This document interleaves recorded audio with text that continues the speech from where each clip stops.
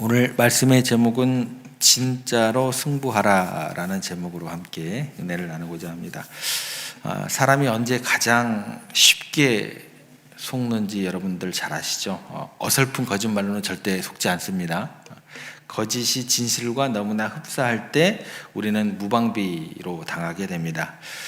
1817년 어느 날이었습니다. 영국에서 글로스터셔라는 마을에 정체를 알 수 없는 한 여인이 나타나게 됩니다. 그녀의 행색은 굉장히 독특했습니다. 머리에는 터번 같은 것을 두르고 아무도 알아들을 수 없는 기이한 언어를 쓰고 있었습니다. 처음에는 다들 그녀를 바라보면서 혹시 미친 사람인가, 또 혹시 거지가 아닌가라고 이렇게 생각을 했더랍니다. 그런데 그녀의 몸짓과 표정이 너무나 당당하고 품위가 있었습니다. 그래서 사람들이 생각을 하게 됩니다. 이 사람 우리가 생각해도 그런 사람이 아닌가 보다. 보통 사람이 아닌가 보다. 머나먼 동방에서 온 공주님이 틀림없다. 그리고 그녀는 자신을 또 이렇게 소개를 했어요. 내가 해적에게 납치가 되었었는데 자바 섬에서 온 카라바 공주라고 이렇게 소개를 하게 됩니다. 물론 다 지어낸 말이었고, 하지만 온 마을이 감쪽같이 속게 됩니다. 왜 속았을까? 그녀가 보여준 눈물, 또 그녀가 흉내낸 기도, 이게 그 사람들에게요 너무나 간절하고 진짜 같았기 때문이었다라는 거죠. 그래서 사람들은요 그녀를 위해서 최고의 방을 내어주고 매일 그 마을의 산의 진미로 이렇게 그녀를 대접했습니다. 그렇게 시간이 흘렀습니다. 그리고 우연한 기회에 한 10주간의 시간이 흐르고 난 다음에 그녀의 얼굴을 기억하는 한 사람이 나타나게 됩니다. 저 여자 공주 아닌데? 얼마 전 우리 집에서 일했던 하녀가 틀림없습니다. 확인한 결과 사실이었어요. 나중에 그녀가 메리 윌콕스라는 평범한 하녀임이 밝혀졌을 때 사람들이 느낀 배신감은 이루 말할 수 없게 됩니다. 영화로도 나온 실화에 기반한 이야기입니다.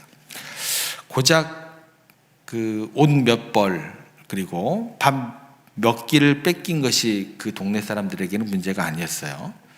자신들의 믿음, 이게 완전히 뭐예요? 조롱당했다는 사실에 그 마을은 분노하게 되었습니다. 그런데 우리가 오늘 읽었던 그 본문의 사도 요한, 우리에게 이보다 훨씬 더 치명적인 속임수가 있다라고 경고를 하게 됩니다. 옷을 받고 있는 정도가 아니에요. 자신의 신분을 속이는 정도가 아닙니다. 우리의 영혼을 누리고 우리의 영원한 생명을 훔치려는 영적인 사기꾼이 세상에 나타났다라고 이야기합니다. 그리고 그들은요 뿔 달린 악마의 모습으로 보이지 않습니다.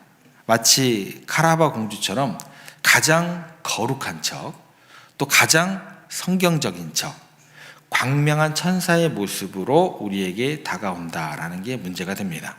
오늘 우리가 말씀을 통해서 이 위험한 세상 속에서 어떻게 가짜를 분별하고 하나님께서 우리에게 주신 진짜 상급을 지켜야 할 수 있을지 오늘 말씀을 통해서 그 주님의 음성을 듣고자 합니다.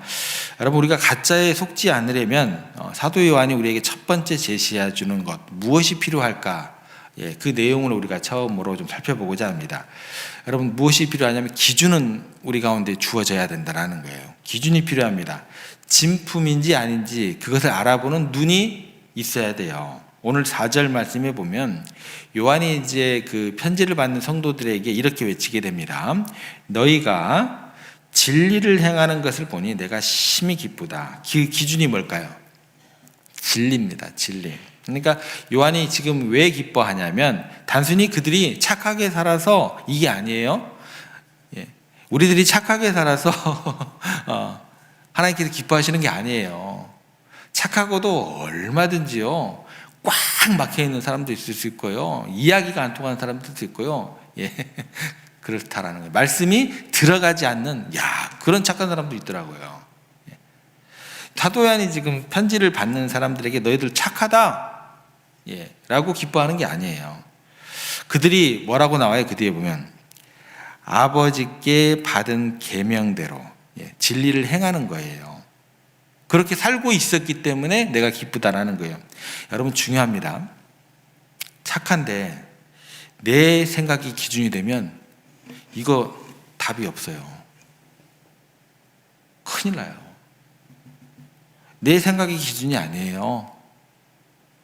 세상의 유행이 기준이 아니에요. 뭐가 기준이라고 그래요?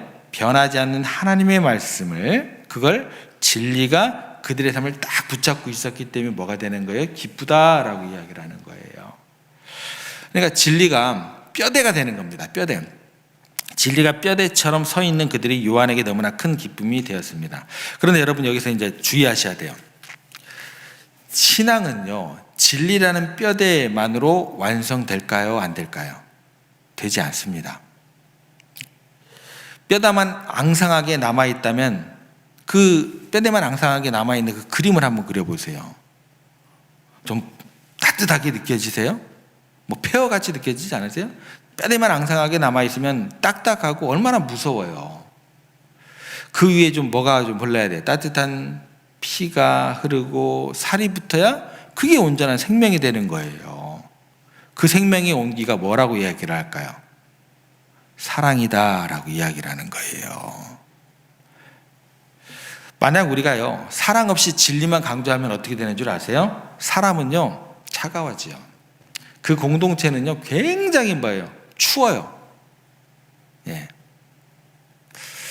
내가 가진 진리로 어떻게 되냐면 남을 판단하게 되고, 그 공동체는 뭐만 가득하게 되냐면 너는 틀렸어, 나는 맞아.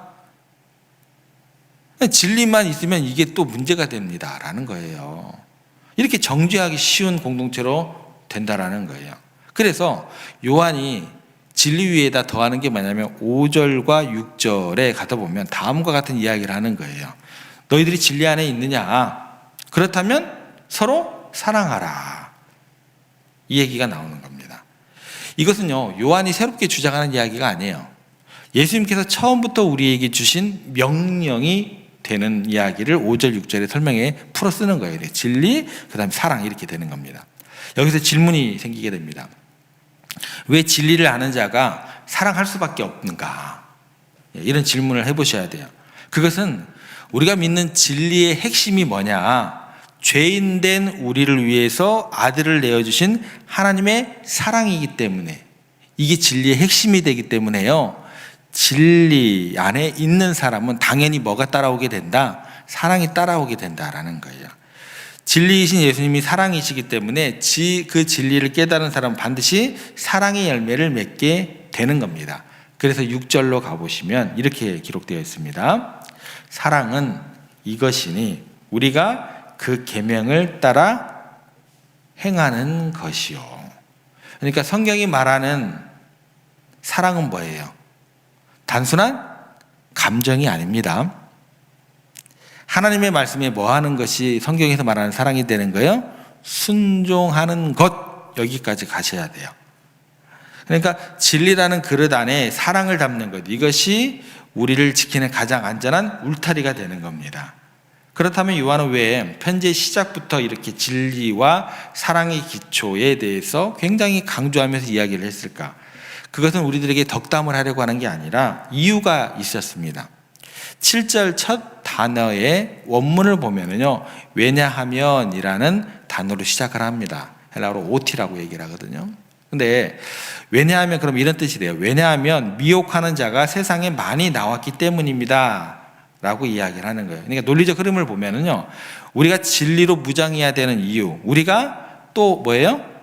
사랑으로 하나 되어야 하는 이 두 가지 이유가 뭐라고 하는 거냐면, 우리를 속이는 자들이 이미 우리의 삶의 현장에 들어와 있기 때문입니다 라고 편지를 쓰면서 그 사람들에게 이야기를 하는 거예요. 그래서 여러분들, 이단이라는 것은요, 산속, 깊은 산속에 있지 않는 거예요.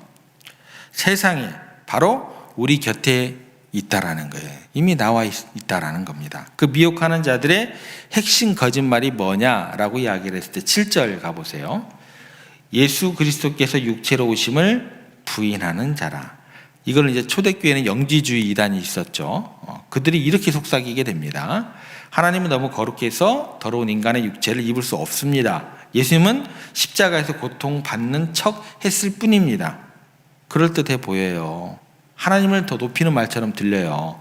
그런데 이게 적 그리스도의 속임수다라는 거예요. 경건한 척, 뭐 그럴듯한 척 하는 거지만 그게 가짜라는 거예요. 이 논리가 왜 위험하냐면 만약 예수님이 진짜 육체로 오시지 않으셨다고 한다면 십자가에서 흘린 피도 가짜가 되는 거죠.